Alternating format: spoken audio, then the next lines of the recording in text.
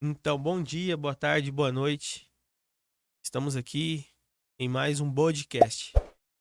Aqui estamos eu, Williams Parron, o Cleiton ao meu lado e o nosso convidado de hoje, o segundo convidado, o Pai Weber, da Associação Espírita Umbandista Ogum Megê, Pai Joaquim de Aruanda. Primeiramente, eu quero saber do Cleiton o que ele espera aí do episódio. Então, hoje eu espero muito aprendizado, né? Porque apesar de eu fazer também parte dessa egrégora da Umbanda, né? Tem muito carinho, muito amor. Sim. E é uma honra estar recebendo o senhor, pai. Gratidão aí pelo Eu convite. agradeço a Sim, oportunidade, né? Agradeço o espaço. A gente está hoje numa sociedade que carece de espaço para trazer à luz, né? A realidade das religiões de matriz africana, né? E sim. hoje, infelizmente, nós temos aí pouco espaço para estar desmistificando, né? E trazendo à sociedade realmente o que é a religião. Então, eu que agradeço a oportunidade. Gratidão. Sim, eu não agradeci, mas também, né? Nós estamos muito gratos. Infelizmente, o Carlos não está aqui por questões pessoais e iria contribuir muito também, né? Com o episódio. Sim. Mas eu vou deixar que você se apresente. É, por onde começou, né? No caminho da espiritualidade, é, quais caminhos, escolas passou Entendi. até chegar no Pai Weber de hoje. É, Na verdade, a minha família ela já tem uma tradição dentro do espiritismo, mas no espiritismo de Kardec. Então, eu sou nascido e criado dentro do espiritismo kardecista. Meus pais se conheceram dentro do centro. Se conheceram enfim, vieram a se casar através de um centro espírita. Então, desde criança dentro do centro. E em determinado momento, a gente acabou tendo contato com a Umbanda. Na verdade, a ancestralidade da Umbanda ela faz parte da minha vida há muito tempo. É, Tendo em vista que com 9 anos de idade a chucaveira me derrubou no chão, né? Olha só. E sempre muito próximo dos pretos velhos, dos caboclos, e sempre muito presente na nossa vida, apesar de sempre frequentar o kardecismo. Então, em determinado momento, a gente acabou tendo esse contato verdadeiro com a gira de Umbanda, com o terreiro, e a partir dali começamos a fazer essa migração, né? Porque dentro do kardecismo, eu trabalhei com tudo. Eu fundei centro, eu fui presidente, eu fui tesoureiro, eu fui assistente social. Eu trabalhei com obsessão, trabalhei com passe, eu dei palestra, eu dei seminário, eu dei curso, eu fiz tudo que eu podia dentro do espiritismo kardecista. E eu acredito que a gente vive em ciclos, né? E chegando o momento certo, que a gente sabe que tudo tem a sua hora, eu acabei enveredando pelo caminho da Umbanda. E passei por vários anos, né, dentro da Umbanda, chegando até ser consagrado como sacerdote. E foi engraçado, assim, um momento que a gente teve a mudança para a abertura de uma casa, né? Foi uma coisa que a gente não tinha intenção, eu não tinha intenção de abrir uma casa, eu eh, não tinha ideia de que um dia eu teria uma casa. E isso aconteceu, assim, de forma natural e quase que inevitável, né? Mas nesse intervalo de tempo também tive contato com outras situações. A Ordem Rosa Cruz, que eu sou Rosa Cruz desde meus 18 anos de idade, né? Legal. Dentro da Rosa Cruz, quem conhece a Rosa Cruz sabe da tradicional ordem martinista, sou Conhecemos. martinista, né? E a própria maçonaria também. A minha família também é tradicionalmente maçônica. Eu tenho meu pai que é maçom, meu avô que era maçom, e eu também naturalmente entrei pelo caminho da maçonaria. Hoje eu tô adormecido, mas eh, também enveredei por esse caminho. E parece que foi uma coisa natural, porque o candomblé veio também, né? O contato com o candomblé, e me iniciando no ano de 2012. E hoje já com meus direitos, já com meus filhos raspados, já iniciados. E a Jurema Sagrada. Eu sou pernambucano, né? Legal, Eu sou Jurema. pernambucano, então essa tradição da Jurema Sagrada, que é uma religião nordestina, né? A religião dos mestres, das mestras. Então isso acabou sendo incorporado na minha vida também. E hoje eu também sou juremeiro, tenho a minha Jurema, tenho meus discípulos de Jurema, Que trabalho com legal. Jurema Quero de forma conhecer. mais interna, mas trabalho. Quero conhecer isso aí. Então, essa é a caminhada, né? E a gente, é o que eu falo pro pessoal, eu me considero um operário, eu sou um operário, eu sou um trabalhador. Então, hoje, falou em espiritualidade, vamos arregaçar a manga e mãos à obra, né? Boa. Buscador, né? É, Pescador. Que currículo, né? Que currículo, né? Rapaz. Legal. Muito bom, muito bom. É, Nós havíamos conversado um pouco antes, né, de começar a gravar. Qual que é a importância da Umbanda na cultura da espiritualidade brasileira? A Umbanda é um grande patrimônio, tendo em vista até que no Rio de Janeiro já foi declarado como patrimônio material do Rio de Janeiro. A Umbanda é um grande patrimônio do Brasil, assim como o Candomblé também. A gente pode falar que a Umbanda e o Candomblé são religiões genuinamente brasileiras, né? Ah, mas é porque o Candomblé é africano? Sim, tem raízes africanas. Porém, o Candomblé nasceu e o Candomblé foi estruturado no Brasil, né? Assim como a Umbanda. Então, a Umbanda é um grande patrimônio. E a gente sabe, né? Porque assim, a Umbanda e o Candomblé são religiões que são religiões que agregam, né? Existe a questão dos guetos, né? Porque a Umbanda nasceu no gueto, o Candomblé nasceu no gueto. Então a Umbanda é uma religião amplamente, vamos dizer assim, agregadora, né? A Umbanda ela recebe o pobre como o rico, ela recebe o hétero como o homossexual, ela recebe o preto como o branco, ela não existe uma discriminação, né? E eu falo que as religiões de matriz africana, elas são as únicas religiões, a Umbanda e o Candomblé são as únicas religiões onde a pessoa ela não precisa esconder a sua sexualidade. Que uma pessoa que se declara LGBTQIA+, ela pode ascender e ocupar os cargos mais altos de sacerdócio dentro da religião sem precisar se esconder de ninguém. E elas são plenamente aceitas com essa autoridade do sacerdócio. Você não tem um padre declaradamente gay. Você não tem um pastor declaradamente gay. Mas nas religiões de matriz africana, essas pessoas elas são aceitas como elas são. Tá? Inclusive a transexualidade dentro do candomblé hoje, né? Quando se identifica uma pessoa que é transexual, ele é tratado dentro da sua transexualidade. Então são religiões que agregam. A Umbanda é o psicólogo do pobre. A Umbanda é o advogado do pobre. A Umbanda é o médico do pobre. Sim. Nessas regiões mais pobres, onde a pessoa não tem dinheiro, não tem condições de ir num médico particular, ir num psicólogo, ir num advogado, né? É o que eu sempre falo. O Exu é o advogado do pobre. O caboclo, o preto velho, é o psicólogo, é o médico do pobre. Então, nas quebradas, nas bocas, né? Quando a pessoa está passando dificuldade, está desempregado, está doente, está perturbado, está triste, está deprimido, é no colo do preto velho que a pessoa vai procurar amparo. É na receita do banho, na receita do chá, é no descarrego do caboclo que o pobre vai lá para se curar. É com o Exu que se resolve as tretas, entendeu? É chegando com o Exu e falando com o padre, eu tô desempregado, me ajuda aí, corre gira que eu tô precisando. E Exu corre gira e arruma emprego, que isso eu tenho relato, eu tenho vivência nisso. Tá aqui na mesa eu, por exemplo. Exu fala, eu vou arrumar, e Exu arruma, entendeu? Então, esse é o grande patrimônio da Umbanda, né? O amparo muito mais além do que a simples espiritualidade. É a grande mãe que abraça todos, entendeu? Hoje nós temos na nossa casa um trabalho em que nós atendemos cerca de 100 a 120 pessoas todo sábado. As pessoas nos procuram com os mais diversos problemas. Faz um convite. Problemas de saúde, problemas emocionais, problemas de desemprego, problemas espirituais. Ninguém sai de lá sem um amparo. Todos saem de lá com uma receita de banho, no mínimo ele vai receber um abraço de uma entidade.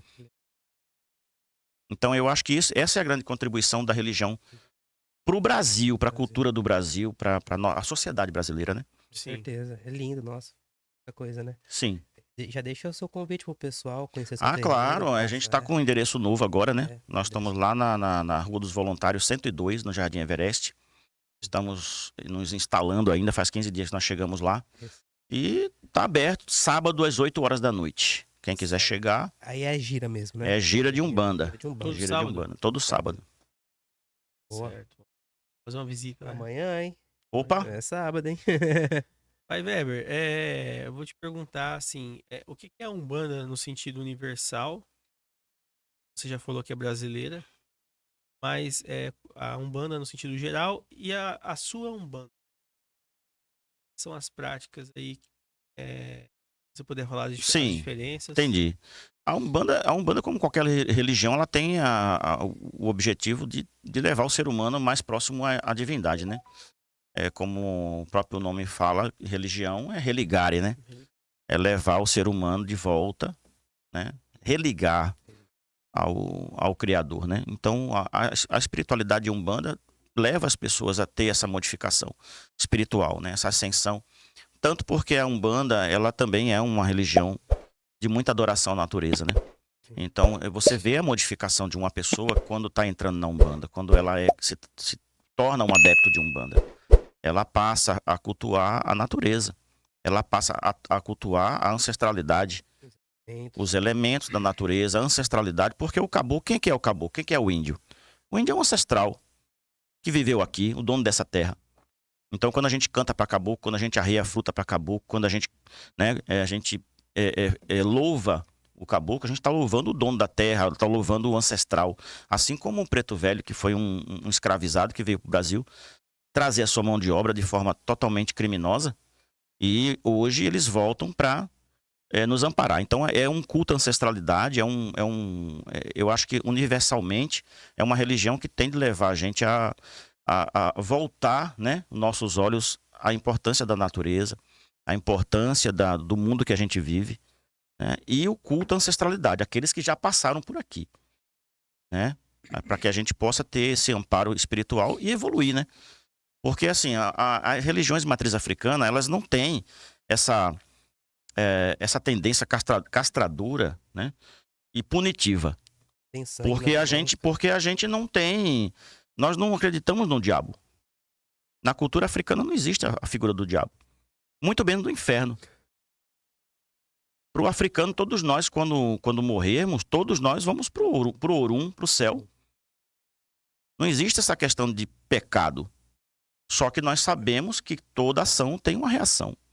Você sofre aquilo, né, do que você acaba plantando. Então é uma colheita. Então isso daí você aprende na prática. Dentro de um terreiro ninguém vai falar para você que você vai para o inferno, e se você fizer aquilo o diabo vai te pegar. Não. Só que se você tiver, né, numa situação difícil e você for falar com o Exu vai falar: olha, você tá sofrendo isso por sua culpa. Fala mesmo. Fala. Joga na cara. Isso mesmo. Olha, você tá desempregado porque você fez isso, isso e isso. É culpa sua. Toma vergonha na tua cara. Entendeu? Eu sei. Então aí a pessoa vai passar a entender que tudo que ela passa na vida é consequência dos atos dela. Então, Causa e efeito, né? sim. E essa é a grande contribuição da Umbanda universalmente, né? Como questão de religião. E a minha Umbanda, ela é uma Umbanda, eu procuro trazer a minha Umbanda, ela mais ligada às suas origens, né? Porque a gente tem a questão de origem de Umbanda, muitas pessoas falam que Zélio Fernandinho de Moraes foi o ponto inicial da Umbanda, eu discordo disso daí. Eu acredito que a Umbanda ela já existia muito antes de Zélio. Talvez não com esse nome, né? Mas com... Inclusive até com esse nome mesmo. Já não... Mas na verdade, assim, porque esse nome Umbanda, ela tem várias explicações, né? Inclusive o pessoal aí que segue a linha esotérica já fala que a Umbanda vem do sânscrito, vem não sei da onde, que é um mantra. Isso para mim não existe. Umbanda vem do dialeto quimbundo, vem do povo banto, entendeu? Que quer dizer magia, quer dizer cura. Assim como a quimbanda. O quimbanda era um cargo, era o curandeiro da tribo na África. Tá? E a Umbanda quer dizer magia, quer dizer cura. Então, o povo banto que trouxe para o Brasil essa tradição de culto à ancestralidade e culto à espiritualidade. Então, muito antes de Zélio, já tinha gente que trabalhava com seus pretos velhos, com seus caboclos, com suas crianças, com seus Exu. Tinha a macumba carioca, né? Isso, as macumbas do Rio de Janeiro, as macumbas cariocas. Só que a Umbanda ela era pulverizada e muito discriminada como sendo coisa de escravo, de ex-escravo, como magia, como baixa magia, como magia negra. E Zélio Fernandinho de Moraes ele veio dar uma identidade para a Umbanda. Ele veio trazer a Umbanda como uma religião organizada. Então ele é realmente um marco. Só que a origem veio antes, muito antes dele, né? Então a minha Umbanda eu procuro trazer nessa origem, na simplicidade do caboclo, na simplicidade do preto velho. Porque para mim a Umbanda, ela nasceu para cultuar espírito. Quem é de Umbanda trabalha com espírito. Sim. Inclusive a questão de orixá. Hoje em dia tem algumas tendências de Umbanda, algumas vertentes que cultuam todos os orixás que são cultuados no candomblé. Eu acho que isso não cabe na Umbanda. A Umbanda, ela não tem caráter de culto a orixá. Alguns orixás são louvados dentro da Umbanda como patronos das linhas. Só que na minha Umbanda, eu não cultuo, dentro da minha Umbanda, eu não cultuo Loguendé, eu não cultuo Iroko, eu não cultuo Ossan, eu não cultuo Euá, Obá. Tem alguns orixás que a gente tem dentro pelo menos da minha vertente, né? No que eu pratico. Alguns orixás que nós louvamos como sendo patrono das linhas. Mas a Umbanda nasceu para trabalhar com espírito, para incorporar espírito, para atender as pessoas. Ela tem um caráter assistencialista, ela tem caráter de socorro. Então, Umbanda é para incorporar preto velho, caboclo, o preto velho que vem, senta no toco com o raminho dele de arruda, entendeu? Não existe luxo, eu não gosto de luxo, eu não gosto de aparência, eu não gosto de... A gente vê hoje em dia as festas que são promovidas hoje, né? Ostentação. A ostentação do luxo, a ostentação... Antigamente, Exu vinha em terra, Exu vinha fumando um charuto ali, muitas vezes até sem camisa, pé no chão, entendeu? Meu caboclo parou de cuspir no chão faz pouco tempo. Meu caboclo cuspiu no chão. Minha esposa teve que conversar muito com ele. Meu velho, não faça isso, ó, cospe aqui. Porque é bugre, é índio. Então vem para passar um banho, vem para passar uma receita de um chá, vem para dar um descarrego, vem para dar um conselho. Então hoje em dia você vê muitos terreiros de Umbanda aí que o caboclo vem parecendo vem parecendo um chefe da tribo lá dos Estados Unidos, lá né? Vem aquele um Apache, né? Parece um Apache, parece o cocá arrastando no chão, né? Mas o caboclo tá ali pomposo, naquela aparência. Você vê Exu de cartola, de terno, de sapato caríssimo. Mas eu pergunto, qual é o caminho que uma entidade dessa dá na vida das pessoas? Vem, dança, canta todos os pontos, né? Faz aquele teatro maravilhoso e vai embora. E não dá uma consulta, não dá um conselho, não socorre, não trabalha. Então a minha Umbanda é a Umbanda pé no chão. Pé no chão. Legal, hein? Tá. Nossa, Essa é e mais próxima da raiz africana, né? Sim. Então, como eu comentei com vocês anteriormente, inclusive tem essa questão da imolação, que muitas vertentes de Umbanda não tem imolação. A verdadeira Umbanda não corta, a verdadeira Umbanda não mata bicho. Não é bem assim. Não é bem assim que a coisa acontece. Existem vertentes, sim, que tem a imolação. Né? Pai Weber, a gente sabe que a história conta e existiu e existe um sincretismo até hoje, né, em algumas linhas de Umbanda, do catolicismo, sim, cristianismo, né, com as entidades de Umbanda. Sim. Então, na tua casa, por exemplo, Oxalá não tem nada a ver com Jesus. Não, Oxalá não é Jesus. Oxalá é um deus africano. Sim, Oxalá é um orixá. É um orixá. Sim. Dentro dessa perspectiva, quais são os deuses ou os orixás que a gente louva, né? Isso. Então, Oxalá acima de tudo, né? E aí vem Ogum, Oxóssi, Xangô, Omolu, Yansan, Oxum e Iemanjá. Só. Esses são os orixás que nós louvamos dentro da nossa casa. E essa questão do sincretismo, isso daí é interessante porque foi uma forma de burlar, né, a opressão, né? Porque se você for ver a história, Umbanda e Candomblé são religiões de resistência. Nós somos resistência. Sempre fomos, né? Até hoje. Porque quando o africano foi retirado do seu berço, lá na África ele já era obrigado a passar, não sei se vocês já viram essa história, existe uma árvore chamada Árvore do Esquecimento. Ali naquele ponto, no porto onde eles iam ser embarcados, eles eram obrigados a circular aquela árvore 7 vezes para que eles esquecessem o seu passado, que eles fossem embora e deixassem para trás tudo o que relacionava eles com aquela terra. A língua, a cultura, a religião, a arte e até mesmo o próprio ressentimento e a mágoa de estar sendo escravizado. Só que isso não funcionava. O africano ele veio sem nada, ele veio com a roupa do corpo. Muitas vezes nem isso. Mas dentro do coração dele, dentro da mente dele, ele trouxe seus orixás, seus inquis, seus vodum. Ele trouxe sua cultura, sua arte, ele trouxe a sua língua Chegando aqui no Brasil, o que é que acontecia? Primeira providência, batizar. Porque são pagãos, né? Então batizava e recebia um nome cristão. Daí você tem a origem do nome dos pretos velhos. Pai João, pai Francisco, pai Antônio, pai José. Nomes cristãos. Sim, dos evangelhos, né? Porque eles foram batizados e receberam nome cristãos. E aí o que é que acontece? O sincretismo era proibido para o africano falar a língua dele. Era proibido do africano cultuar os deuses deles. Então eles estavam convertidos ao cristianismo, ao catolicismo. Qual foi a forma de burlar isso daí? Ah, não, Jesus Cristo, vamos associar com a imagem de Oxalá. Então vamos põe uma imagem de Jesus aqui.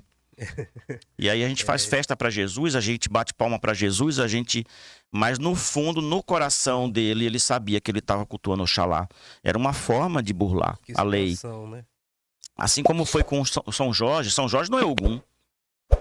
São Jorge não é Ogum. Eu fico pasmo quando eu vejo em algumas situações as pessoas falando que mas é porque o meu Ogum, ele foi um soldado romano. Pô, bicho, Ogum é preto, velho. Ogum é preto, Ogum é africano, Ogum não é europeu, Ogum não é romano, entendeu? Então as pessoas acabam tentando essa tentativa de embranquecimento da coisa. E o sincretismo foi essa forma de burlar. Então, historicamente, culturalmente existe. Então, no meu altar, eu tenho uma imagem de Jesus, como sendo representativa de Oxalá, porém, ao lado eu tenho uma imagem africana de Oxalá. Então, eu tenho as duas representações. Entendi. Porque a gente não pode, a gente não pode esquecer o passado, a gente não pode jogar uma pá de cal em cima do que nós vivemos, né? Então, culturalmente, né, e de forma assim a trazer essa questão histórica, a gente tem no altar Santa Bárbara, a gente tem São Jerônimo, a gente tem São Lázaro, a gente tem ali Nossa Senhora Aparecida, a gente tem São Jorge. Porém, ao lado de cada imagem dessa tem a representação africana do que realmente é. Para que as pessoas não esqueçam que aquilo ali representa um orixá, né? Apesar da representação católica, né?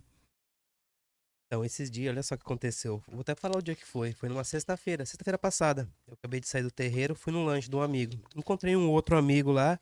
Bem, nesse meio papo assim, eu tava com uniforme e tal. Não teve nenhum preconceito, não, jamais. Só que acontece, ele me perguntou: ah, mas lá onde você frequenta, lá vocês também trabalham com a Bíblia? Eu falei: não. Espiritismo, né? Então aí já teve um bloqueio ali, né? A Bíblia não tem nada a ver com a nossa história, Tem né? nada a ver, né? E nada a ver. Então, realmente, eu achei. Porque foi a primeira vez que me perguntaram isso, né? Nada contra, né? Porque... Nada contra, mas eu fiquei refletindo depois e muitas coisas mudaram, viu? Da minha concepção minha, tá? Particular Sim. com a religião. Porque eu amo a Umbanda nas suas essências, raízes, pé no chão. E eu nunca fui muito a favor, assim, né? De algumas coisas que o sincretismo trouxe. Então, hoje eu tô mais nessa parte mais afro mesmo, entendeu? Sim, Da sim, cultura. sim. Né? Até porque, por esse lance do que eles sofreram. Então parece que aquela revolta ainda lateja. Sim. Lateja no meu coração, sabe? Sim. Porque existe uma romantização muito grande a respeito da questão da escravidão, né? Sim. Você assiste uma novela aí, por exemplo, Escravizaura. Pega a novela que fez tanto sucesso, Escravizaura. Você vai ver uma escravidão romantizada.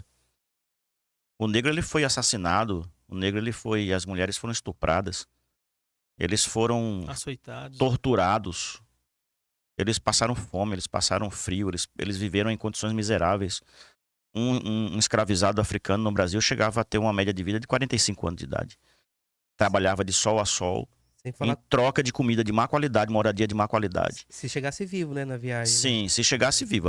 Uma grande parte acabava perecendo na própria transição do oceano, né? Na travessia. Tanto é que existe um estudo que fala que os tubarões, naquela época, eles se acostumaram a acompanhar os navios negreiros. Quando os navios negreiros saíam de África, eles eram acompanhados por cardumes de tubarões, porque eles se acostumaram a comer a carne humana. Porque naquele trajeto ia morrendo. Ia morrendo e ia jogando no mar. Saía uma quantidade de lá, chegava menos da metade aqui. E nesse trajeto os tubarões iam consumindo essa carne, entendeu? E ali dentro era uma condição extremamente absurda desumana de vida, né? a alimentação, a higiene, eram tratados como verdadeiros animais. Então é muito romantizado, né, isso daí. Sim. Na verdade, o que aconteceu foi um grande crime contra a humanidade. Foi, E o sim. Brasil foi foi, acho que, se eu não me engano, um dos últimos países a abolir Sim. essa coisa horrível, né? Infelizmente. Nossa, muita história que comove, né? Por isso que eu trago, quando um preto velho chega em terra, Sim, eu recebo o axé dele, eu me emociono. Me sim, emociono porque eu sei que ele traz a simplicidade, sim, ele traz aquela amor, aquela paz, só que só quem sabe o que ele S- passou, Só ele sabe que ele passou, né? só ele sabe que É, a passou. gente não para pra pensar mesmo, né? É, E nós somos influenciados, né? Pela mídia, enfim, por tudo, né? Mas se parar pra pensar, você num dia normal, ser arrastado, ser forçado a esquecer quem você é, o seu Sim, passado, o sim, seu eu, família, sua sim, e religião. você não tem nem nome mais. E aí você atravessa o oceano, vai ter que trabalhar como um animal sim, e, como você disse, sem salário, só comendo pra sobreviver. Tiraram E tudo que eles tinham. sim. Seu lar, sua E família, sua vida, você sua vê religião. a força do povo preto que, apesar de tudo isso, resistiu e sim, trouxe pra gente o que a gente tem na nossa vida, na nossa sociedade brasileira, a contribuição na culinária, na língua, na nossa, cultura, na música, na arte, na religiosidade, o que eles deixaram pra gente de legado, apesar de toda essa situação. Então, a resistência do povo preto ela é desde essa época. E quando o negro foi, vamos dizer assim, libertado, entre aspas, né, porque não existiu libertação, o que aconteceu foi um descarte. Então, o que aconteceu com esse povo? Periferia, porque não sim. tinha onde morar. Foram os primeiros morros, né? Sim, começou a surgir realmente as primeiras periferias, né? Sim, E nessa periferia, a religiosidade preta, como eu já falei, sendo um fator de agregação, de socorro das pessoas, né? O gueto ali mesmo, ali, onde o povo ia para se consolar e para se proteger, né? Aí você vê os ataques que a gente recebe, né? Como eu recebi, né, recentemente, onde a pessoa enfia o dedo na sua cara e fala: você está proibido de tocar tabaco. Isso dói na gente. O senhor conversou sobre Isso isso. dói na gente como se fosse Sim, aquele povo preto. Ele não está só ofendendo só um terreiro e só um pai de santo. Ele está ofendendo toda uma ancestralidade. Porque o senhor teve, ali, né? sim, eu passei por isso. Por isso. De um fiscal da prefeitura botar o dedo na minha cara e falar: de hoje em diante o senhor está proibido de tocar É tabaco. legal isso vir em pauta, porque eu também, quando o senhor falou pra mim isso aí, eu tive aquela revolta, assim, sabe? Então Mas, isso daí é uma agressão que não agride só uma pessoa, É. agride todo um povo, uma egrégora, toda né? uma ancestralidade, sim, entendeu? sim, realmente. E por isso que eu senti muito, sabe? Dá aquele, né? Sim, Aquela revolta. Você fala, pô, sim, peraí, né? Você tá no século XXI, ainda tem gente querendo tacar fogo, né? sim. É que Fundamentalista, a né? lei não permite em parte, senão eu atacaria fogo também o pessoal que é Ah, mais, sim. né, ignorante, Acontece muito. arrogante, né? É, Tem, a lei é o limite, a né? lei é o limite. A lei dá limite ao homem. É, mas É. o que eles podem usar também contra, né, cara? Ô, pai Weber, antes de entrar na questão de ritualística e de cerimônia dentro da Umbanda, teria como explicar para quem tá ouvindo qual a diferença de Umbanda, Candomblé, Kimbanda, o Batuque, a Jurema, que você mesmo disse que... São religiões totalmente diferentes uma da outra. Certo, Tem alguns pontos em comum, né? O principal ponto em comum é a mediunidade. certo. Todas elas trabalham com mediunidade, né? Porém, cada uma tem a sua característica. Umbanda é uma coisa, Candomblé é outra. Como eu já falei da Umbanda, a Umbanda ela tem. O objetivo da Umbanda é trabalhar com espíritos, é incorporação, né? E assistência das pessoas. Socorrer as pessoas. Então, essa é a característica da Umbanda. Claro que a Umbanda é uma religião sincrética, né? Ela acabou se misturando com muita coisa. Essa cultura africana, essa raiz africana, encontrou aqui a cultura indígena, encontrou também o catolicismo popular, encontrou também a questão do espiritismo kardecista. Então houve uma grande mistura, né? E acabou se tornando nesse amálgama que é a Umbanda hoje. Porém, a Umbanda ela tem esse objetivo, incorporar, trabalhar com a entidade e atender as pessoas, né? Então você vai numa gira de Umbanda, você tomar um passo, tomar um descarrego, conversar com o guia, né? Pedir um conselho, etc. Candomblé não é isso. Candomblé é culto à ancestralidade, culto ao orixá. Então você vai num toque de candomblé, você não vai lá para ser atendido ou para receber um passe, nem para pedir um conselho. Você vai para louvar a divindade. Você vai para cultuar a divindade. Você vai para ver o orixá dançar. Você vai para ver a festa. Você vai para ter a comunhão com os deuses. Porque se fala que o candomblé é a única religião em que o adepto ele dança e festeja junto com seus deuses. Caramba. Porque Ogum é um deus, né? Xangô é um deus. E ele está ali em terra, junto com seus adeptos, dançando e comemorando. Porque sempre um xirê de candomblé, uma festa de candomblé, é uma comemoração por uma obrigação que foi dada, por por alguma passagem ali que foi feito um ato. Então o fechamento desse ato é sempre um xirê de candomblé, que xirê é a palavra que quer dizer festa, né? Tradução literal de xirê é festa. Então, o objetivo do candomblé é o culto à ancestralidade, culto ao orixá. Não tem essa característica assistencialista que a Umbanda tem. Se você quiser uma assistência, quiser uma consulta, você vai ter que marcar com o Pai de Santo, marcar um jogo, né? Vir jogar em particular e ver qual é a sua necessidade, ver o que precisa ser Eu feito. ia perguntar isso, né? Como que o membro, no caso o adepto ali da casa, ele recebe ajuda? Porque na Umbanda tem o passe, a conversa. Sim. E já então no candomblé jogo. Não é jogo, mas aí seria pessoal particular. Particular. Procura o Pai de Santo, o Pai de Santo vai jogar, vai ver o que é espiritualidade, porque o jogo, ele é o oráculo, né? O oráculo por onde o orixá ele vai estar trazendo as orientações ali, porque quem responde no jogo é o orixá. Então o orixá vai falar da necessidade de um ebó, da necessidade de um bori, ou até mesmo de uma obrigação, né? Qual é o caminho que você tem que tomar, o que é que precisa ser feito, um banho, uma entrega, uma oferenda. Então tudo isso é definido no jogo. Tá? Então essa. Primeiro tem um jogo, então. Primeiro, sempre o jogo. Sempre o jogo que vai determinar o que é que vai ser feito. E ele também, esse jogo que identifica os orixás de cada filho? Sim, é o jogo que vai falar qual que é o orixá também, né? que preside o ori de cada pessoa, né? Se bem que a gente sempre fala que a questão de orixá é muito, muito complexo. A gente não pode simplesmente jogar num jogo e já bater o martelo. Porque nós temos um eledá, nós temos um enredo na nossa cabeça. Né? Então, a pessoa que nunca deu uma obrigação, a pessoa que nunca passou por um rito, ela pode ter um orixá dentro daquele enredo que tome a frente daquela pessoa naquele momento, dependendo do que ela está passando. Então, o Pai de Santo ele vai jogar naquele momento, vamos bater o jogo lá, deu Oxóssi.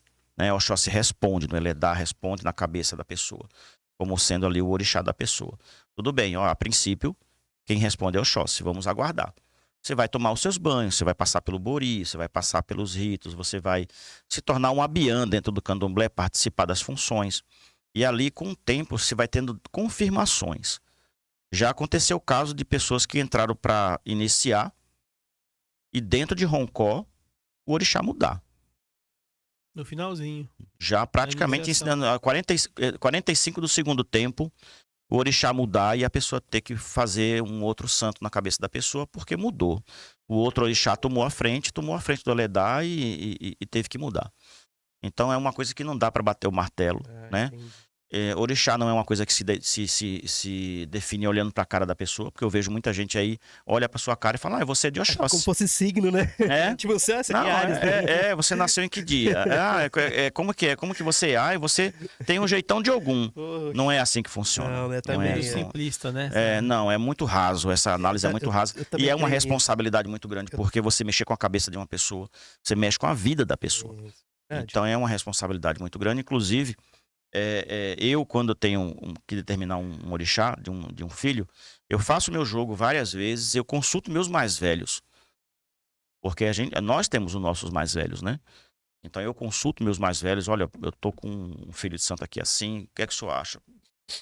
É confirmado, pelo menos com 2 pessoas, para poder a gente ter um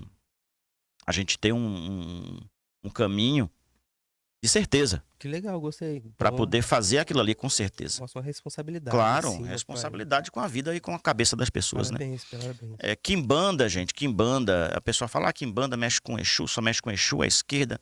A Quimbanda, como eu já falei no começo, o termo Quimbanda, né? Ou Quimbanda, né? Era um cargo. Era o curandeiro da tribo, né? Era o curandeiro. Mas a Quimbanda no Brasil, ela tem um aspecto muito revolucionário.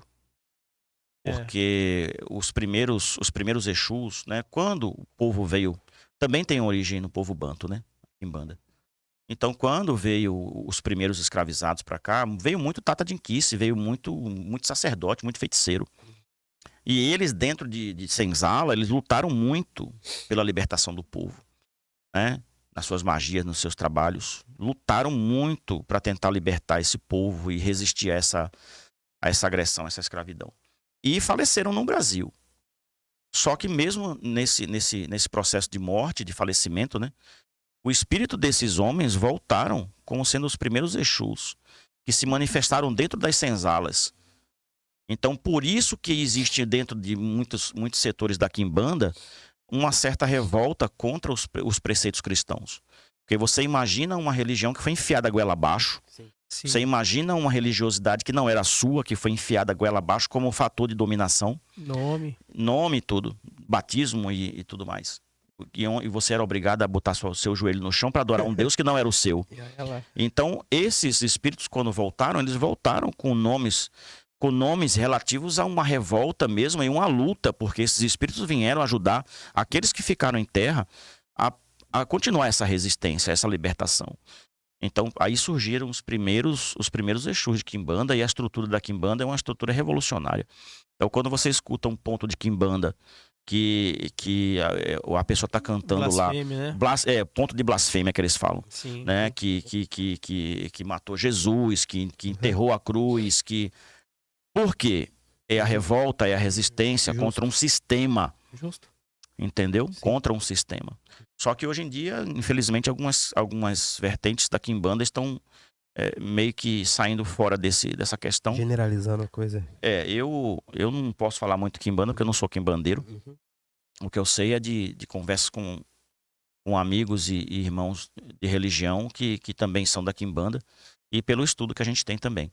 Mas a visão que eu tenho é essa. Eu acho que a visão de Quimbanda é uma visão revolucionária. É uma visão de lutar contra o sistema. Sim.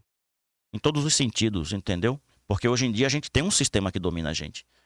Hoje em dia não existe. Hoje em dia é uma escravidão velada, né? E a Quimbanda está aí também para lutar contra esse sistema, né? Os Exus e Quimbanda, que são Exus de muita força, de muito potencial magístico, né? Então eles têm essa função também hoje. Essa guerra seria mais nesse plano mesmo ou também tem no plano astral? É porque, assim, do jeito que eles catequizaram aqui, né? Sim. Além desse plano, existe também esse conflito?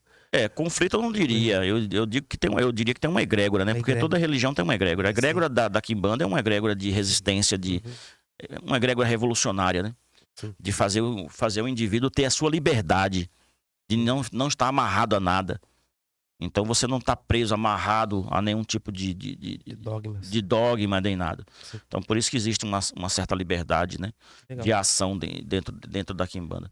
O Batuque é uma nação de candomblé. O Batuque é uma nação de candomblé, diferenciada, que é mais comum no sul do Brasil, né? E tem toda a sua estrutura, também conheço muito pouco de Batuque. A Jurema Sagrada é uma religião também nordestina, tem o seu berço no Nordeste, a sua base é a cultura indígena, porque vem muito da pagelança, veio das tribos indígenas. O que é que aconteceu? O índio, ele tem a sua espiritualidade, ele tem o seu culto de ancestralidade, ele tem as suas ciências. E a Jurema não é a Cabocla Jurema. Às vezes eu falo, eu toco Jurema, e o pessoal fala, eu gosto da Cabocla Jurema. Eu falo, não, gente, não é a Cabocla Jurema. É o culto da Jurema Sagrada. A Jurema Sagrada é uma árvore. Né? Sim, é uma árvore. Tá? É uma árvore da família das acácias, inclusive. E dessa árvore se extrai uma bebida, se extrai uma beberragem que tem um princípio, de certa forma, alucinógeno, que é utilizado nos rituais espirituais. Então, a Jurema, ela é considerada, por si só, ela é considerada uma divindade dentro da cultura indígena. O índio considera a própria árvore uma divindade. E essa árvore, ela é como se fosse um portal, ela é como se fosse um... Ela parece com a ayahuasca? Existe uma certa semelhança. A ayahuasca, ela se utiliza de outras ervas, de outras raízes, né? Sim. Mas a Jurema, basicamente, é a casca e a raiz da própria Jurema. Então, é semelhante, mas não é igual. Então, existe uma forma de consagrar, existe uma forma de preparar a Jurema, existe uma forma de rezar a Jurema. E dentro dos rituais de Jurema é consumida essa Eu bebida. tenho vontade. Eu tenho vontade de É, um consagrar ela. dia que tiver um toque de Jurema lá em casa, eu vou chamar você para Já você. pode pôr meu nome na lista que eu já Coloca o meu também. pode pôr. Então a gente usa muito essa questão. E consagrar com segurança, né? Porque assim, Sim. tô fazendo uma coisa, não tô indo Lugar, Sim. lugar seguro. não desmerecendo Sim. qualquer instituto, né? Sim, Mas sim. você tá num lugar sagrado, no chão firme, Eu nossa. acredito que a potência da ayahuasca, a potência. Uhum. Eu sou ayahuasqueiro. A potência alucinógena, vamos dizer assim, vamos mais pro lado da química, né? Isso. A potência alucinógena da ayahuasca ela é maior do que a da A Jurema. expansão Mais é muito forte. maior. É, A expansão muito mais é forte. muito A mais Jurema ela é mais suave Sutil, nesse né? ponto, é mais sutil. Que legal. Ela tem mais um caráter mais transcendental. E o senhor trabalha com ela também? Sim, Trabalha? sim, Legal, sim. vou querer sim. E, Olha só que legal. e a Jurema, essa cultura indígena, né, da pagelança, da fumaça, né, do cachimbo, da maraca, ali, teve o contato com a cultura negra, porque os primeiros negros que fugiram das fazendas, fugiram do cativeiro, se embrenharam no mato ali no interior do Nordeste, tiveram contato com a cultura indígena. Então, muitos negros se iniciaram na pagelança, na cultura indígena, assim também como muitos índios foram também ensinados ali. Que lindo isso, Então né, houve cara? essa Olha, miscigenação. diálogo religioso. Sim, e aí com o tempo, também o português, o europeu, porque vieram para o Brasil muitas pessoas degredadas, muitas pessoas exiladas para o Brasil, né? Veio muita gente fugindo de perseguição religiosa. Então, essas pessoas vieram para o Nordeste do Brasil, vieram para o interior do Nordeste e tiveram contato com os índios também. E aí trouxe também a questão da cultura religiosa, tanto do catolicismo popular, quanto até mesmo outras situações, como outras religiões que foram trazidas. Né? A gente tem um estudo aí muito bonito da história aí, dessa interação, até mesmo na vestimenta na vestimenta e no comportamento do boiadeiro nordestino. Se você pegar a vestimenta do boiadeiro, ela tem todo todo um significado, mas assim, é muito enfeitado, né? Uhum. E até mesmo a forma de conduzir o gado, isso foi feito um paralelo com tribos beduínas, onde a forma de conduzir os rebanhos no deserto ali, até a vestimenta também é muito parecido. Por quê? Porque teve muita gente que veio de lá e trouxe. Então a magia, né? A magia também que vem, a feitiçaria que vem também dessa parte do mundo aí, do Oriente, Uhum. que acabou tendo contato também. Então hoje a Jurema, ela se urbanizou, porque a Jurema ela era feita dentro do mato, na tribo, só que houve uma urbanização, ela foi trazida para dentro do meio urbano. Então existe essa mistura da cultura, da base indígena, porque na Jurema, sem caboclo, sem índio, não se faz Jurema. A Jurema é religião de índio, de caboclo. Então a base da Jurema é o caboclo, é o índio. Existe incorporação. Sim. Incorporação dos mestres das mestras, incorporação de caboclo, preto velho. Tá? Tem boiadeiro também. Tanto que você falou do boiadeiro, tem a linha de boiadeiro. Tem a né? linha dos mestres boiadeiros, né? Boiadeiro, Dos mestres Eu boiadeiros. acho linda. Tinha Pra quebrar demanda. Tinha um canto, né? Que fazia. Minha avó era um bandista. E ela falava assim: me chamam de boiadeiro. Boiadeiro eu não sou, não. Sou um velho vaqueiro. Boiadeiro é meu patrão. Eu sou tocador de gado, boiadeiro é meu patrão. Ela abria com esse E jeito. esses boiadeiros, muitos deles, eles foram escravos nas fazendas que criavam gado na época da escravidão. Muitos desses boiadeiros eram escravos. Então eles a gente pensa em boiadeiro, pensa no boiadeiro, né? Mas o boiadeiro que a gente tá falando é aquele boiadeiro lá do começo, lá do princípio. Sem cela, né? Sem cela e sem direito a nada. Só a cela que ele ficava aprisionado mesmo. Só a cela de prisão. Vamos lá. Antes da gente tratar da questão da esporte, final, né? Mas assim, qual que é a importância, Pai Weber, dos rituais e as cerimônias na Umbanda, na sua Umbanda? O ritual principal é a gira, né? Certo. que é ali o contato dos médiuns com o público. Mas a Umbanda, ela é uma religião completa. A religião, ela tem os sacramentos, ela tem um casamento, ela tem o batismo, ela tem o ritual fúnebre. Ela tem tudo como qualquer outra religião possui. Inclusive, alguns anos atrás, eu fiz um casamento na Umbanda aqui em Prudente. Mais ou menos uns 4 anos, uns 3 ou 4 anos atrás. Então tem toda essa ritualística. E eu costumo falar que tudo na Umbanda é muito simples. A Umbanda, um dos princípios da Umbanda é a simplicidade. Não existe nada que seja complicado ou complexo, assim. Então, vou entrar na Umbanda, o que é que eu vou fazer? Você vai passar por um batismo. Um ritual chamado Amaci, onde você vai ser lavado, sua cabeça vai ser lavado seu ori, você vai ser batizado, vai ser consagrado. Ali você vai receber uma quartinha onde você vai cultuar o seu anjo da guarda, você vai receber o seu fio de Oxalá. Pronto, você já é um filho de fé. Batismo de cachoeira, leva na cachoeira, molha a cabeça da pessoa na cachoeira, apresenta ali para os orixás, a pessoa recebe um banho ali, já é um filho de fé, é um ritual de Umbanda. O terreiro que eu frequento, eles não fizeram isso. Então, eles não fazem isso. lá em casa essa é a prática, né? Uhum. Então, inclusive, em fevereiro é o mês que eu lavo a cabeça de todos os médios. Legal, então, isso é a gente importante. faz... Todos passam por isso. Todos passam anualmente. É renovado os votos, né? Quem está entrando, lava a cabeça pela primeira vez. E quem já está na religião, renova os votos, né? Lava a cabeça e lava seus fios de conta. Passa por esse ritual novamente que representa uma purificação do seu ori, da sua cabeça, né? E a imantação com as energias, né? Porque erva, folha, tanto na Umbanda e no Candomblé, é a base, né? Tanto no Candomblé a gente tem uma frase que a gente fala: Kossioe, Kossiorixá. Sem erva não tem orixá, sem folha não tem orixá. Né? Então na Umbanda também é a mesma coisa. Então a gente prepara um banho que tem toda uma ciência, tem toda a base das linhas que a gente trabalha para lavar a cabeça da pessoa. Então esses rituais são rituais bem simples, né? A deitada pro anjo da guarda, quando a pessoa deita na esteira, acende deitar na esteira pra gente, deitar a deitada que a gente fala, é uma coisa muito significativa, apesar de ser muito simples. De você botar uma esteira no chão, deitar, acender uma vela, botar um copo d'água e ali você ficar deitado. Ali você está se entregando, você está se oferecendo, você é a própria oferenda. Você está se colocando aos pés do orixá, você está se colocando aos pés das entidades, se oferecendo como instrumento de trabalho. Então, quando o umbandista bate a cabeça, inclusive tem esse ritual na minha casa, uma vez por mês eu faço, na abertura da gira, o ritual de bater a cabeça, onde todos os médios vão bater a cabeça no pé do altar.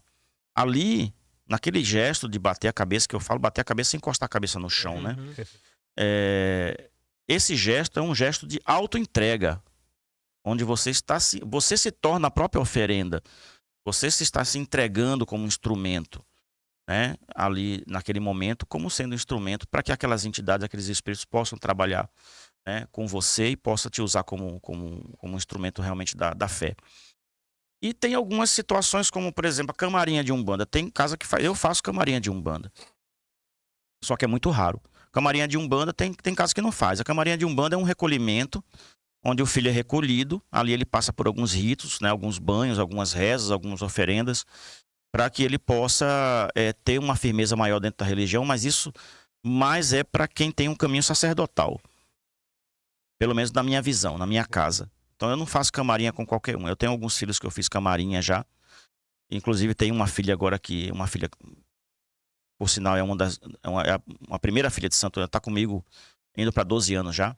Que ela vai tomar camarinha, vai passar pela camarinha agora. Camarinha seria o quê? A camarinha é um quarto, onde você vai ficar recolhido. Certo. Ali você vai ficar alheio à vida, né? É um princípio parecido com o que é feito no Candomblé, só que de forma muito mais simples. Na Umbanda não se raspa a cabeça. Tá? Então a pessoa ela vai ficar recolhida ali sem contato com nada, sem saber a hora, sem ter telefone, sem... Né? A gente não pode nem abrir a janela para a pessoa nem ver o tempo. Qual que é o período que ela fica assim nesse? Eu faço camarinha de 3 dias. 3 dias? 3 dias. O Candomblé costuma ser assim. O clássico que se fala é 21 dias, né? Do recolhimento de 21 dias para iniciação, né? Uhum. Mas hoje já existe até uma tendência da diminuição desse tempo, pelo menos dentro da nação Queto. Mas a camarinha é 3 dias, a pessoa recolhe, passa pelo sacudimento, que é um trabalho de limpeza espiritual, e a pessoa recolhe, e ali a pessoa fica de forma muito simples. Tem certas comidas que não pode comer, né? Tem uma forma de ficar ali dentro, ali são arriadas oferendas para as linhas, para os espíritos, para as entidades. São feitos rezas, são feitos alguns atos ali dentro, internos, né? E a pessoa depois sai num dia de festa. A saída é um dia de festa. E se o teu guia de frente é um preto velho, então no dia da festa você vai sair do recolhimento com o seu preto velho incorporado, vestido bonitinho ali, com a roupinha dele. E vai ter Vai festa. ter a festa em comemoração a esse ato, entendeu? Entendi. E se o teu guia de frente é um caboclo, quem vai sair da camarinha é o caboclo, é você incorporado com o seu caboclo, vestido com o penacho dele, entendeu? Com toda. Alegoria. É isso, Legal. a representação daquela entidade. Então, esses são os rituais, assim, os ritos mais simples, né? E que eu costumo fazer. Eu não fujo muito disso, não. Dentro da Umbanda, né? Fora isso, as rezas, né? Porque o meu preto velho, ele não abre mão da reza do terço dele. Inclusive, sábado passado agora, antes da gira, todo mundo sentou lá no chão e todo mundo rezou o terço. Porque o preto velho, se não rezar, o preto velho reclama. É mesmo? Reclama. Tá certo, tem que fazer, É. né? Conforme demanda É. os Ele guias da casa. ele tem a ciência dele, né? Sim. Então a gente tem que. O dono da casa é ele, o meu pai Joaquim de Aruanda. Pai Joaquim de Aruanda? É. Joaquim de Aruanda. Fortíssimo. Tem alguma pergunta? Ah, eu tô ouvindo. Se eu fosse perguntar, né? Fica tem mais umas 4 horas aí. É, mas, muita dúvida, né? Mas pode seguir o cronograma aí. Eu vou te perguntar assim, pai Weber. Na tua casa, vocês trabalham com a linha da direita e esquerda? E por quê? Com certeza. Qual que é a necessidade, no caso, da esquerda? Tudo é dual, né? Sim, Dual. cibernético, Vocês né? sabem, né? Sim. Nós somos seres duais. Existe o dia e a noite, o em cima e abaixo. O Espiritismo próprio fala isso. Né? Uhum. Tudo é dual. Então, você trabalhar só com a direita, você caminha com uma perna só. Existe a necessidade da esquerda. Sim. A esquerda é a nossa PM, a nossa polícia militar. Sem Exu não se faz nada, sem Exu não se tem segurança. Exu que trabalha nas regiões mais densas, eles manipulam as energias mais pesadas. Exu são guardiões, eles são os grandes operários, os grandes trabalhadores. Exu não é um demônio. Exu é nosso guarda-costas, nossa polícia. Você fala mal da polícia, mas se um ladrão estiver invadindo sua casa, quem é que você vai ligar? Quem é que você vai chamar?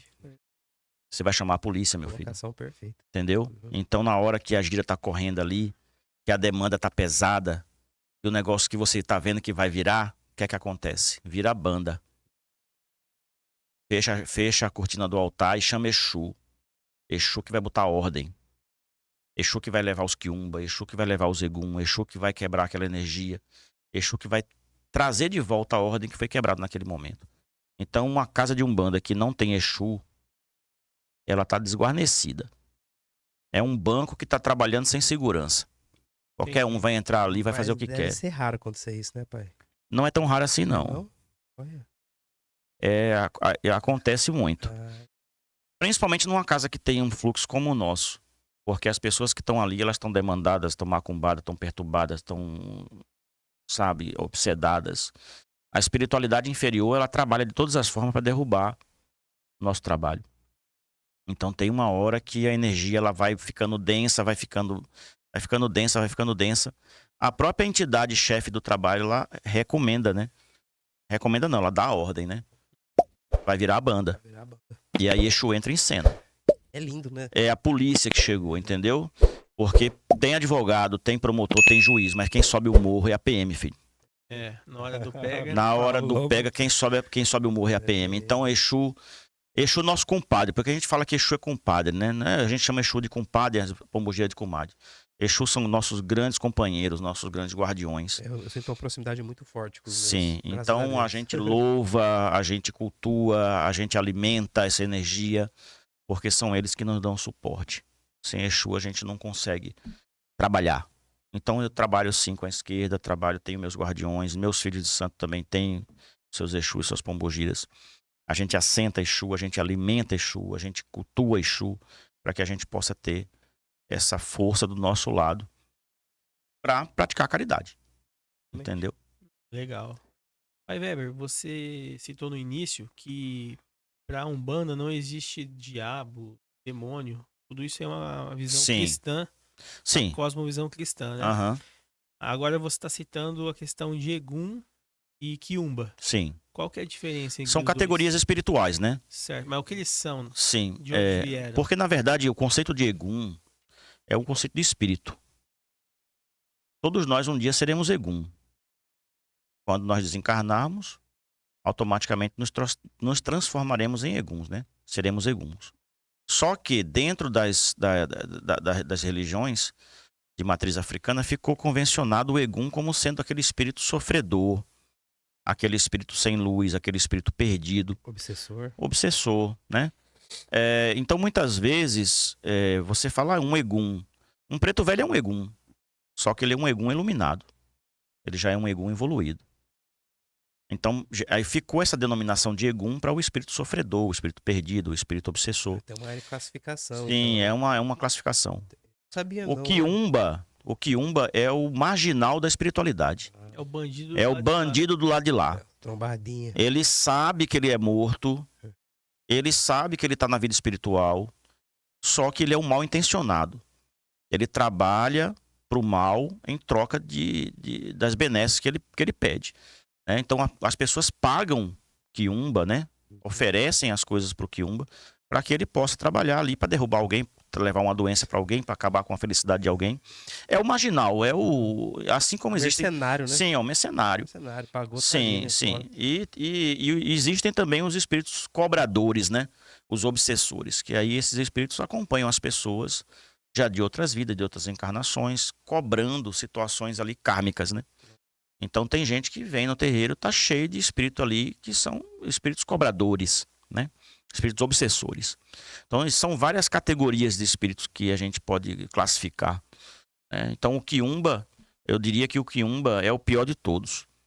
Porque é o criminoso, é o mal intencionado. Ele sabe manipular, ele sabe trabalhar para o mal. Ele sabe que ele tá na vida espiritual, ele não é ignorante, ele tá ali para destruir, para arrebentar mesmo. Em benefício dele mesmo. Dele mesmo. Que é benefício dele, mas um benefício negativo, Sim. né? Tanto é que existem algumas casas que entram em acordo com esses espíritos. O que é que você recebeu para você vir aqui, para você fazer mal para essa menina? Opa, Não, eu recebi isso aqui. O que é que você quer para você largar ela e voltar lá e arrebentar com quem mandou você? Não existe isso. Opa, Não, eu quero um cabrito. Tá feito. Aí volta. É tipo Volta, um acordo. volta. E você libera aquela pessoa daqui. Sim, só que eu não trabalho dessa forma. Não, entendi. Eu não trabalho com... Porque gera... Sim, gera toda uma situação, né? Você acaba sujando sua mão também. Sim. Caramba. Então, o que a gente trabalha é com a espiritualidade.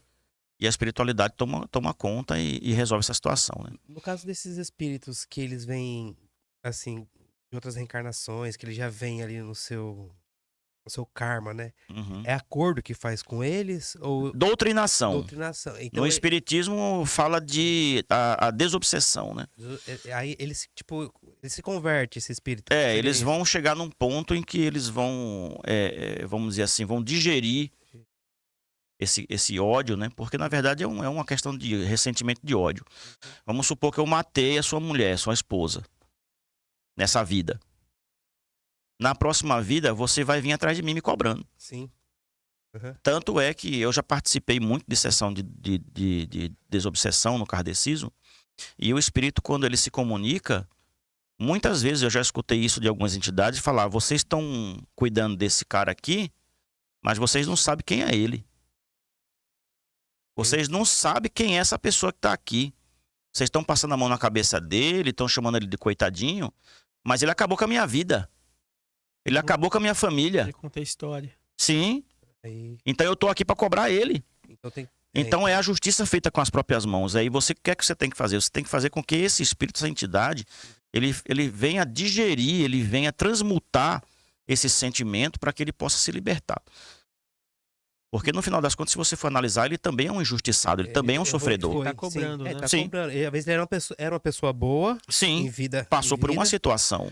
Agora, no caso, o Quiumba, ele Ele é convertido também? Não. Não. Ele já é ali. Ali ele é amarrado, levado, ali é Ele vai pro. a própria espiritualidade, através da sua ciência, da sua magia, né? O guia que está trabalhando ali em terra no momento, ele vai desmanchar aquela demanda.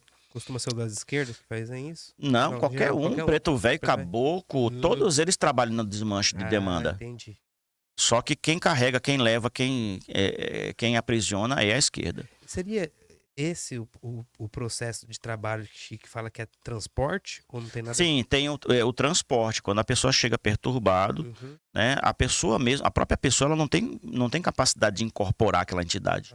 Então é chamado um médium, que já é preparado para isso, que chama-se médium de transporte. Olha, me arrepiei aqui. Recebe, né? E ele recebe aquela entidade, ele tira aquela entidade da pessoa, a entidade vem, e ali é falado para a entidade: olha, você não vai ficar mais perto dele, né? Aqui está encerrado o seu trabalho, as entidades estão desmanchando tudo que você fez, e você vai ser levado. Agora você tem duas opções.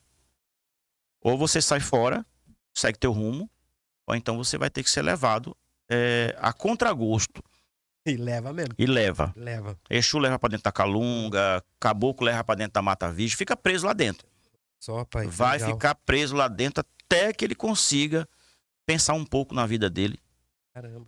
E essa reflexão que esse espírito tem, ele pode se Ele, tornar luz? ele pode se modificar ou não. E ele vira também um guia depois? Pode, futuramente? porque todos nós Tem- estamos submetidos à evolução espiritual, né? Sim, é constante, né?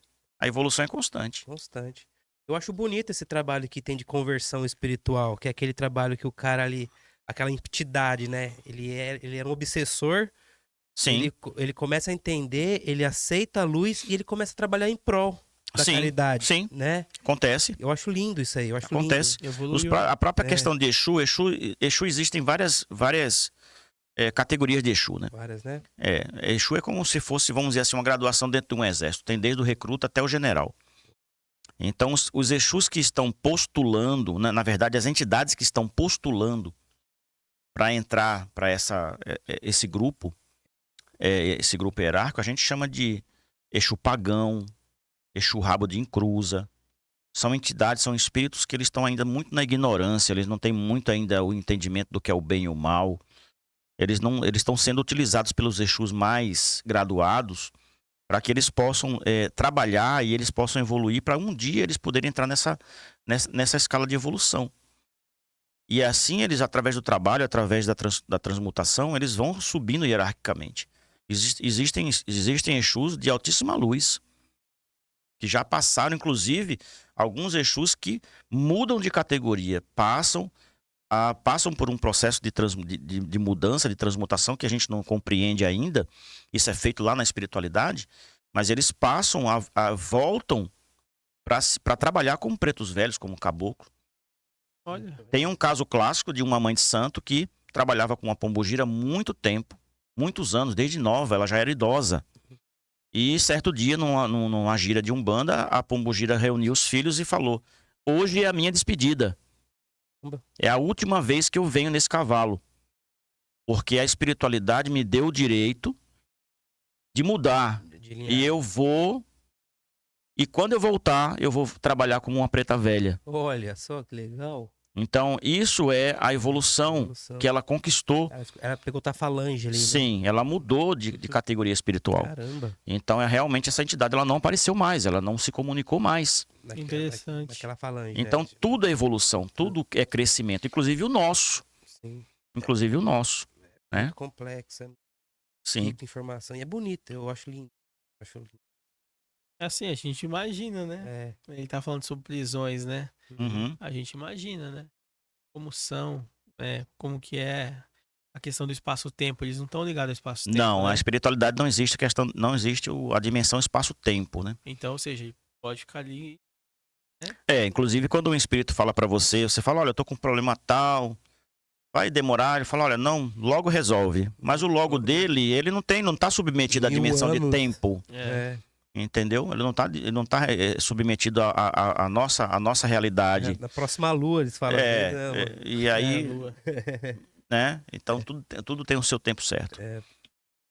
Vamos lá, deixa eu ver aqui outra pergunta.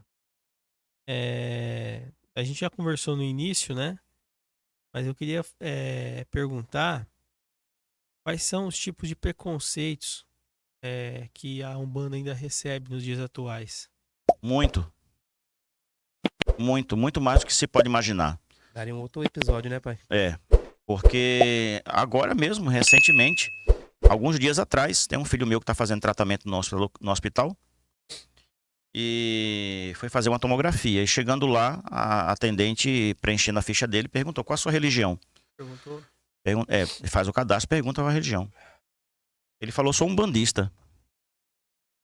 Quase tomou um susto. E falou assim, o senhor não quer colocar aqui outros? Ele falou, não, quero colocar a minha religião, um bandista. Rapaz. Ela passou para outras perguntas, imprimiu a ficha. Quando ele foi assinar, a parte da religião estava em branco. Ele questionou, ele falou assim, por que aqui está em branco?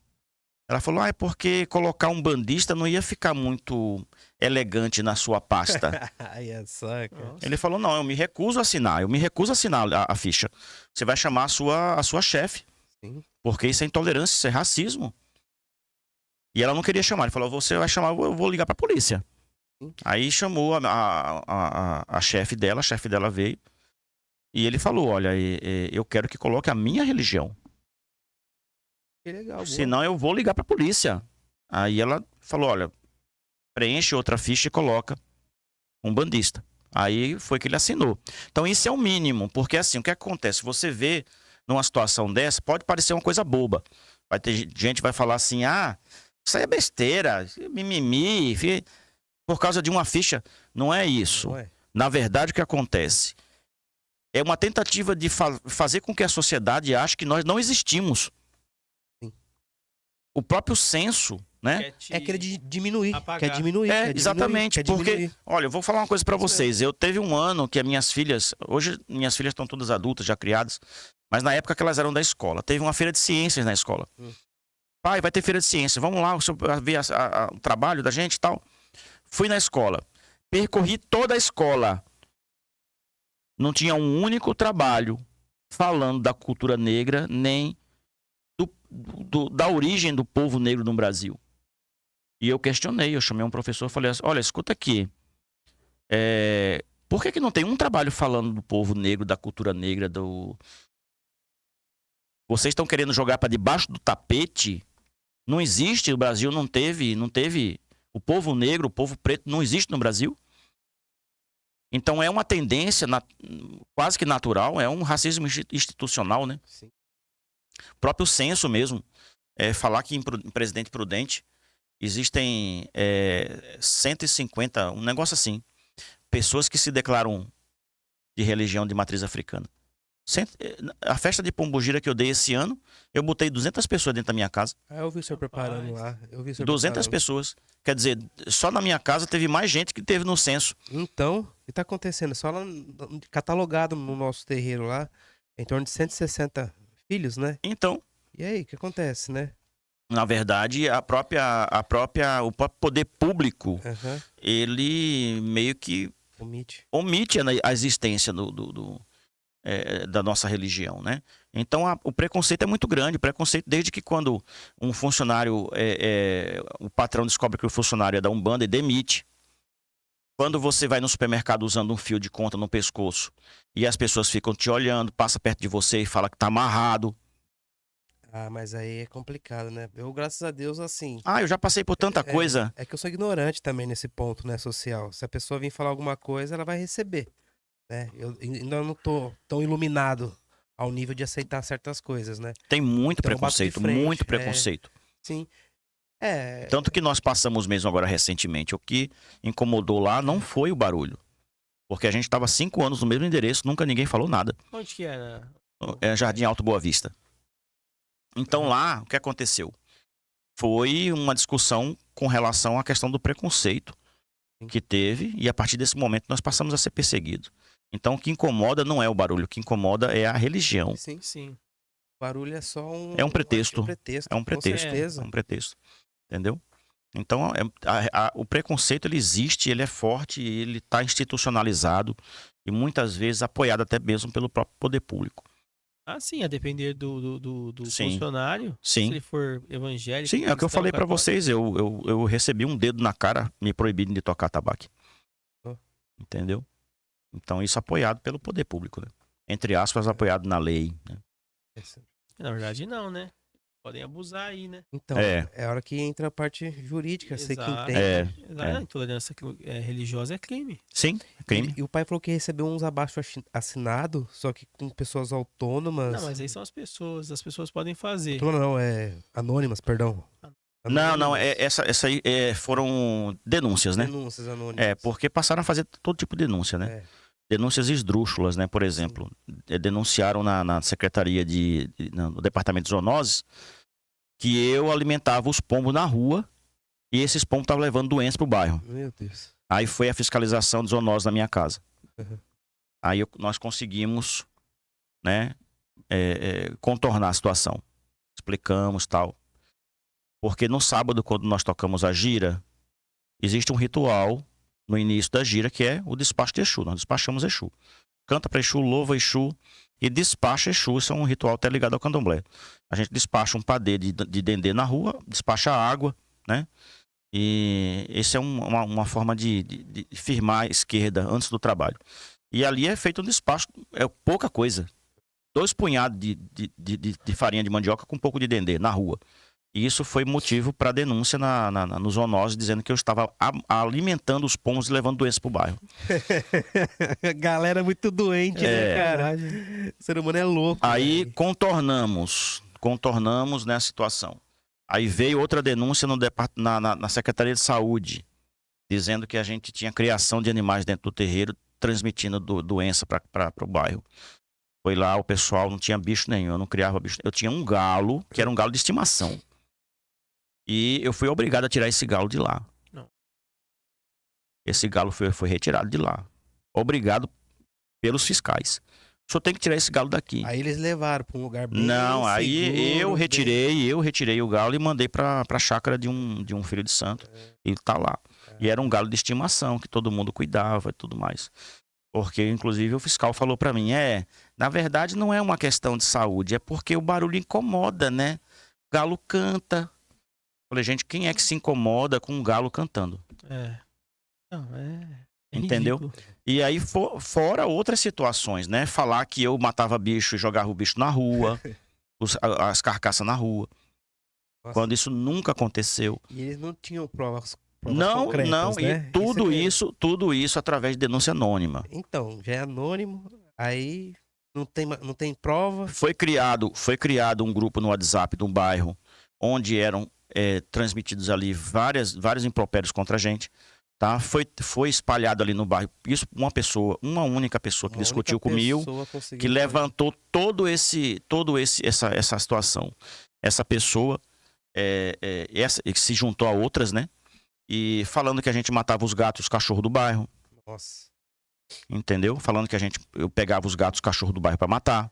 essas aí vai ter que fazer muito evolve pra cuidar Essas do karma, práticas viu? não existem. Não. Não. No caso, não vamos chegar lá, mas a questão de sacrifício seria mais ave? São animais que são utilizados na alimentação. É o cabrito, é a ovelha, Depois é comido, então. Sim, claro, a carne é consumida. Ah, entendi. A carne é consumida na própria festa. Olha. Se vocês assistirem porque todas as minhas festas, minhas giras são gravadas, né? São transmitidas ao vivo e ficam gravadas. Uhum. Lá no meu canal, tá lá. Se você procurar Festa da Pombogira, você vai ver. E tem lá que eu faço uns vlogs lá, mostrando o antes e o depois da festa. E lá vocês vão ver um cabrito assando na brasa. Ai, que legal. Olha que bacana. Que foi o cabrito que foi oferecido para Exu. Sim. Entendi. Eles não Foi entendem. comido, foi Não desperdiça nada. nada. Ah, o próprio oferenda em si, quando tem corte, eles traz isso, né? De você tá alimentando a comunidade, né? Sim. Muita gente não entende isso. Sim, a carne é consumida. Acha que mata por matar ali. Aí o que acontece? Uma pessoa dessa que está criticando a religião porque mata, vai no sítio e o tio, o avô ali mata um porco para todo mundo comer, mata um frango para todo mundo Compra almoçar. um Chester dia de Natal. E por que eu não posso matar um frango para oferecer para minhas divindades e consumir a carne? Preconceito, é todo preconceito. Certo. Então isso foi o que nós passamos lá. A questão do preconceito ela é verdadeira, ela existe, ela é institucionalizada. Porque ali foi realmente uma reação em cadeia que foi desencadeada ali por uma pessoa e culminou, né? Chegou um ponto que a gente perdeu a paz. Porque a gente não podia. Eu fazendo reza de roncó. Você sabe, reza de roncó. Tem uma pessoa recolhida no roncó e você tá ali sentado com a pessoa dentro do roncó rezando pros orixás em voz normal. Só batendo uma sineta, batendo uma adjá. Era o suficiente para o vizinho colocar um louvor evangélico no último volume para contrapor aquilo ali. Só pelo fato de escutar a reza. Então virou uma disputa, virou uma perseguição. A gente perdeu a paz. E a própria espiritualidade chegou e falou para mim: saia, vá embora, procure outro local. Então como eu sempre falo, manda quem pode, obedece quem tem juízo. Né? A espiritualidade chegou, ó, tá na hora de ir embora. Peguei minhas coisas e saí. Mas é uma luta inglória, porque, como eu já falei, é um racismo, é um preconceito institucionalizado, infelizmente. Pai Weber, você acabou de dizer que é uma luta em glória, né? Mas, na tua opinião, existe alguma forma, alguma coisa que a Umbanda possa fazer para reverter esse preconceito na sociedade? A única forma é a conscientização, né? E a gente não baixar a cabeça, porque eu vejo muita gente baixando a cabeça. Ai, deixa pra lá. Ai, Aceitando tudo, né? porque quem cala consente, né? Sim. Sim. Quem cala consente. Então eu acho que nós não somos poucos, tanto vocês viram, não sei se vocês ficaram sabendo aí, recentemente aí teve a Marcha para Exu, Eu fiquei sabendo, na Avenida Paulista. vi, sim. Foi a primeira edição da Marcha para Exu. Teve mais de 100 mil pessoas na Avenida Paulista louvando Exu. Sim. Então, na verdade, nós não somos poucos, nós somos muitos. Sim. Só que o que é que acontece? Nós vivemos escondidos. Isso não pode ser. A gente não pode ficar escondido. Tem um ar de clandestinidade. Sim, né? claro. Terreiro, Não, né? eu ouvi isso de um fiscal. Falou, não, vocês não tem problema, vocês podem fazer o que vocês quiserem, só que vocês têm que ir para a área rural. Falou isso? Falou. Nossa, Não, vocês têm que ir para a área rural. Aqui não é lugar para vocês. rapaz. Vocês vão para a área rural, por que você não aluga uma chácara? Quer dizer, vai pro mato, vai pra periferia, Sai do meio da sai, cidade. sai daqui de perto da gente, vai fazer o que você quer, mas longe da gente. O cara quer fazer gritaria numa. Entendeu? Deixa Então, o que acontece? A gente não pode calar, principalmente com relação à questão política, tentar eleger nossos representantes. Sim. Tá? Tentar eleger pessoas que estejam comprometidas com a causa da defesa, não só da Umbanda, do Candomblé, mas de todas as minorias. Tá? O povo LGBTQIA+, o povo preto, né? As pautas aí que defendem realmente as minorias, né? Para que a gente possa ter pessoas que possam gritar pela gente lá em cima. Porque a gente procurou apoio aqui, a gente não tem apoio de ninguém. Até chegar lá De ninguém, entendeu? muito alto. Então a gente tem que ter essa conscientização. Quem que eu tô votando? Qual é o comportamento dessa pessoa? Manda um e-mail. Eu quero votar em candidato fulano. Vou mandar um e-mail. Qual é a sua postura com relação às religiões de matriz africana? Por favor. Ele vai falar. Não, eu não apoio porque isso não é da minha religião. Tá, beleza. Tchau, obrigado. Acabou. Apoie quem nos apoia. Exatamente. Entendeu? Isso é questão de consciência. É questão de consciência. Você vê uma parada gay em São Paulo. Quantas pessoas tem ali? Perto de 1 milhão, mais de 1 milhão de pessoas. Uma parada gay daquela elege um senador. E por que não tem um senador lá com a bandeira LGBTQIA+, dentro do Senado? Falta de união, falta de consciência. Tem conjunção, Sim. coligação. Sim. Né? Entre as Então pessoas. isso é questão de consciência política. A gente tem que lutar, sim. A política tá pra isso, pra, né, ser do fluido benefício. Claro, Então, são você tem que ter representantes. São representantes. Não tem a bancada evangélica? Sim. Tudo é de direito, mas o ruim Tem a bancada da bala? eu sou a favor, assim, tudo é de direito, tudo né? interesse, né? São Sim. Tem uns que querem tirar esse direito da gente, então é complicado, tem que ter um representante mesmo. Tem que ter um Tem que ter. representante das minorias, Sim, né? com certeza, Sim. com certeza. Agora vamos entrar na parte da esporte. Dá tempo, mano, porque já deu horário. Mas ele falou que Pode? Ah, não, Pode. então você passando isso aqui já me aliviou. Eu vou fazer a última pergunta pra Beleza. você Claro, e a né? gente já Fechar. entra nas conclusões. Tá. Pô, ótimo. Beleza. Pai Weber, Uhum. em relação ao sacrifício, ao corte, né? Quais animais é utilizado e qual que é o motivo?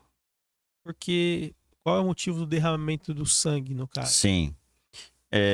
Os animais, eles dentro do candomblé e da umbanda, os animais utilizados são animais que são normalmente utilizados na alimentação, Certo. tá?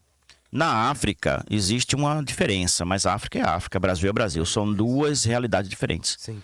Por exemplo, na África se oferece cachorro para algum.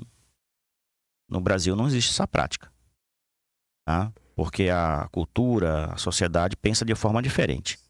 Então não existe. Na África se dá, mas é uma espécie específica de cachorro, que é o cachorro selvagem, tá? Que é oferecido para algum na África. No Brasil não existe isso. Então no Brasil geralmente não. O que que se dá nos rituais? O frango, a galinha, o galo, pato, cabrito, né? Ovelha, porco, Bode também?